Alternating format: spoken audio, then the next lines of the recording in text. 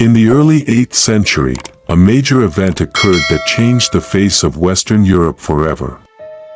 In 711 CE, a Muslim army led by Tariq ibn Ziyad crossed the Strait of Gibraltar from North Africa into the Iberian Peninsula, the region we now know as Spain and Portugal. The land they entered would come to be known as Al-Andalus, not just as a territory under Islamic rule, but also as a center of civilization, knowledge, and tolerance for centuries. The conquest began when the Visigothic king, Roderick, was defeated at the Battle of Guadalete by the Muslim forces. In a short time, almost the entire Iberian Peninsula was under Muslim control.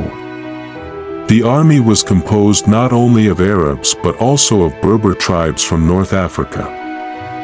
Tariq ibn Ziyad, the leader of the conquest, is famous for reportedly ordering the burning of their ships after landing in Iberia, declaring that there was no return, only victory or death. Within a few years, major cities like Córdoba, Toledo, and Seville fell to the Muslims. In 750 CE, the Umayyad Caliphate in Damascus collapsed due to the Abbasid revolution. However, a young Umayyad prince named Abd al-Rahman I escaped to Al-Andalus and established the Emirate of Córdoba in 756 CE. This marked the beginning of the Golden Age of Islam in Spain. In 929 CE, Abd al-Rahman III declared himself Caliph of Córdoba, rivaling the Abbasid Caliphate in Baghdad and the Fatimid Caliphate in Egypt. Córdoba became one of the largest and most advanced cities in the world, with a population of over 500,000, street lighting, hospitals, libraries, and universities. Al-Andalus was not only a political power but also an intellectual beacon. Scientists, philosophers, and poets of various religious backgrounds lived side by side. Here, Islamic knowledge met Greek and Roman heritage, creating a period of enlightenment while the rest of Europe was still in the Dark Ages. After reaching its peak, the Caliphate of Córdoba began to decline due to internal conflicts and the ambitions of local rulers. In 1031 CE, the Caliphate collapsed, and Al-Andalus broke into dozens of small kingdoms known as the Taifa states. Though culturally advanced, this division weakened the Muslims politically and militarily.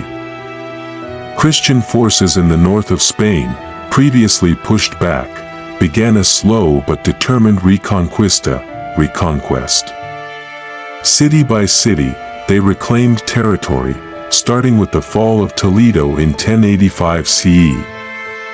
To resist the Christian advance, Muslim rulers in Andalusia sought help from North African Islamic dynasties such as the Almoravids and later the Almohads.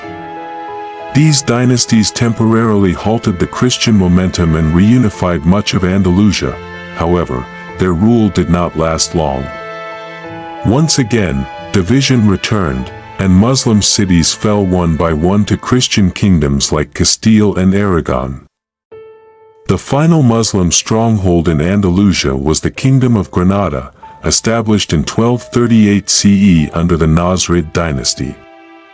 Granada flourished as a beautiful city full of palaces, gardens, and mosques. The most iconic architectural achievement from this period is the Alhambra Palace, a symbol of the final glory of Islam in Spain.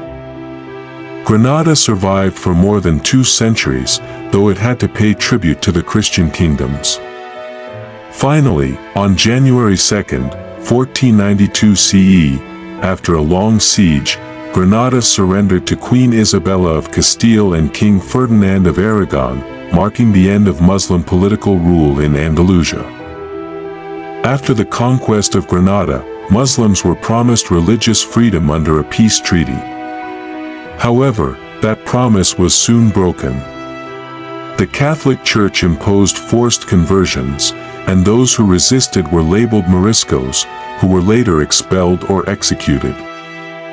Thousands of scientific manuscripts were burned, mosques were converted into churches, and the once great Islamic civilization in Andalusia was nearly erased.